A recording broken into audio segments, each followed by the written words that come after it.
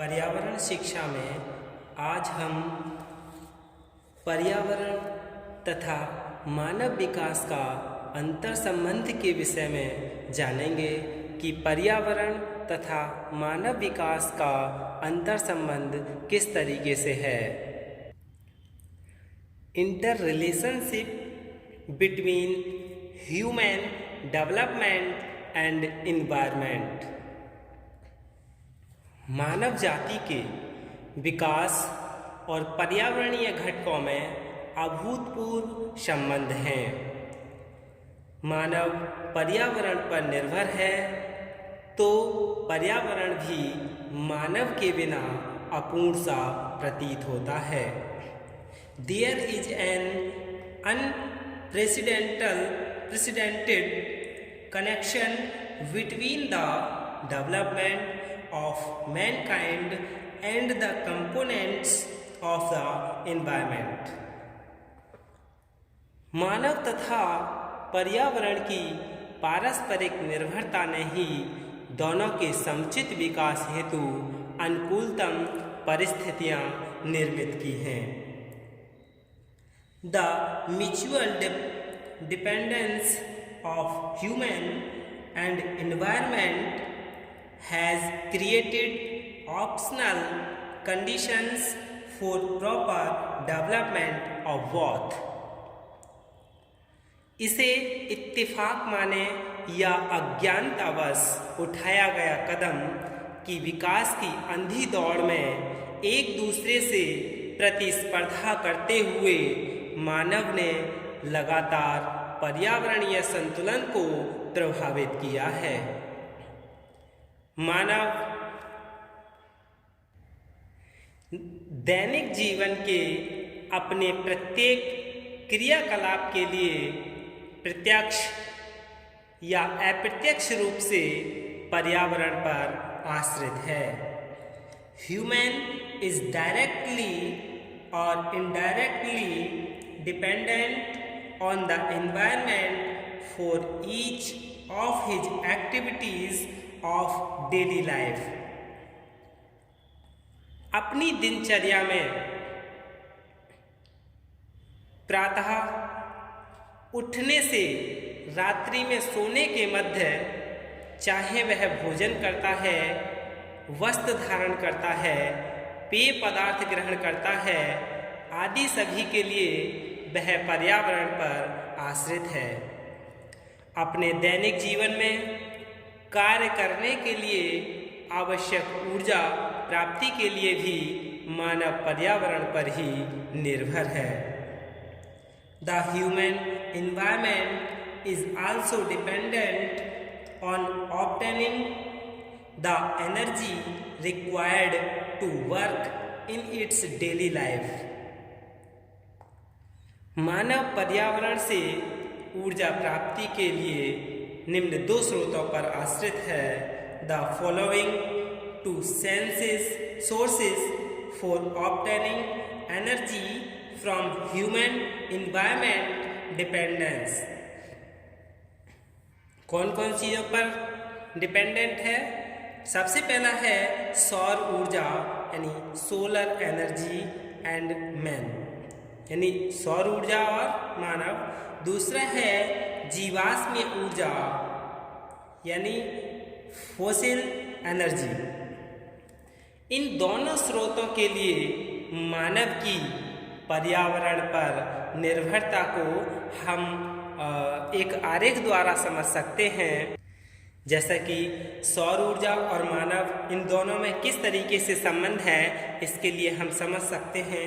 सौर ऊर्जा यानी सोलर एनर्जी और हरे पौधे यानी ग्रीन प्लांट, और क्या है स्थलमंडल, जल तथा खनिज लवण। ये तीन चीज यानी स्थलमंडल यानी लिथोस्फीयर, वाटर और मिनरल साल्ट्स, और ग्रीन प्लांट सोलर एनर्जी। ये तीनों चीज और एक क्या है वायुमंडल में CO2 यानी एटमॉस्फेयर में कार्बन डाइऑक्साइड। इन चार चीज़ों से मिलकर क्या करते हैं? हरे पौधे प्रकाश संश्लेषण की क्रिया द्वारा यानी फोटोसिंथेसिस के द्वारा पौधों द्वारा भोजन निर्माण होता है, यानी फूड प्रोडक्शन बाय प्लांट्स, जो कि रासायनिक ऊर्जा के रूप में संचित करता है। फिर इसके लिए जो भोजन बनाया पौधों ने, उसके लिए कौन खाता है? मानव द्वारा भोजन का उपयोग करता है, यानी मानव इनका अपना उससे भोजन बनाता है हरे पौधों से। यानी फिर इसके बाद मानव को जैव रासायनिक ऊर्जा की प्राप्ति होती है। जैव रासायनिक ऊर्जा की प्राप्ति के बाद क्या चीज़? ऊर्जा का मानव द्वारा उपयोग होता है, यानी ह्यूमन यूज ऑफ एनर्जी। इसमें सबसे पहले क्या दो चीज़ निकलती हैं, एक तो श्वसन, यानी जिसे रेसिप्रोक्शन या ब्रीथिंग कहते हैं, श्वसन, जिसमें से CO2 निकलती है और CO2 कहाँ? वायुमंडल में जाती है। इस तरह से क्या चक्र चलता रहता है। फिर दूसरा क्या है? शेष जो बचता है श्वसन के बाद, यानी शेष जीव शरीर के निर्माण में, यानी जो in the creation of the remaining bio body. फिर इससे क्या है? मानव शरीर की मृत्यु होती है, यानी मानव शरीर की मृत्यु होती है, डेथ ऑफ ह्यूमन बॉडी। और इससे क्या है? फिर अपघटन होता है, यानी डिकम्पोजिशन। और अपघटन से क्या बनता है? स्थल मंडल, जल तथा खनिज लवण। यानी इस तरह से ये एक चक्र चलता रहता है। तो इसे हम क्या कहेंगे? सौर ऊर्जा द्वारा, सौर ऊर्जा और मानव में इस तरह से अंतर संबंधित है। यानी सौर ऊर्जा से हरे पौधे भोजन बनाते हैं मिट्टी से और कार्बन डाइऑक्साइड से। इससे फिर मनुष्य उपयोग करता है, फिर मनुष्य का अपघटन होकर फिर से वही क्रिया चलती रहती है। तो ये क्या है? सौर ऊर्जा और मानव में संबंध है।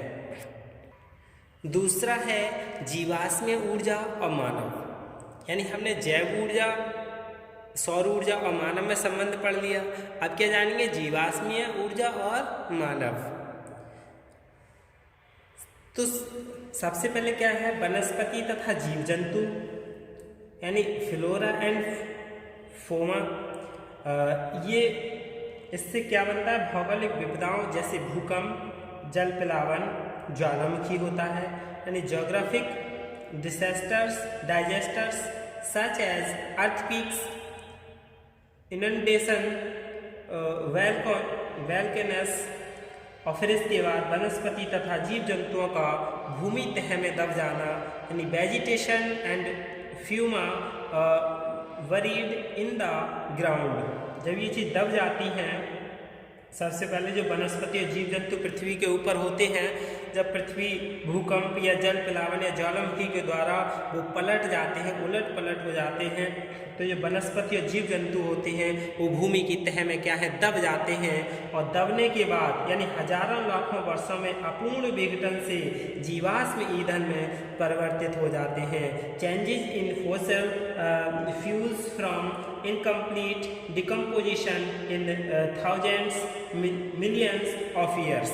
यानी हजारों लाखों वर्षों के बाद ये अपघटन, अपूर्ण विघटन से जीवाश्म ईंधन में परिवर्तित हो जाते हैं, जिससे दो चीज़ प्राप्त होती हैं जो खुदाई करने के बाद इस समय निकल भी रही हैं। अब वनस्पति अवशेष और जंतु अवशेष। वनस्पति अवशेष यानी बोलेनिकल रिमेनिंग और दूसरा है एनिमल रिमेनिंग।